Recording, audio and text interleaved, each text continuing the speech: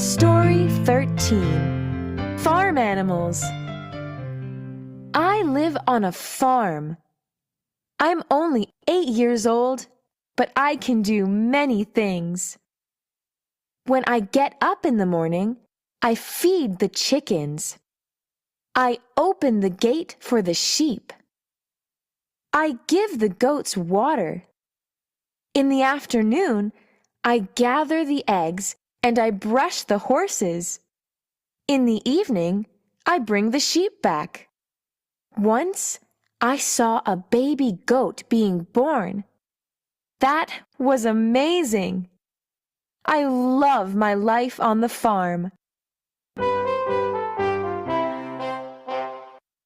Good boy.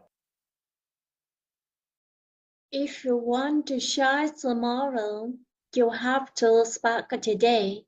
10 minutes a day goes a long way. Thank you for watching and see you next time.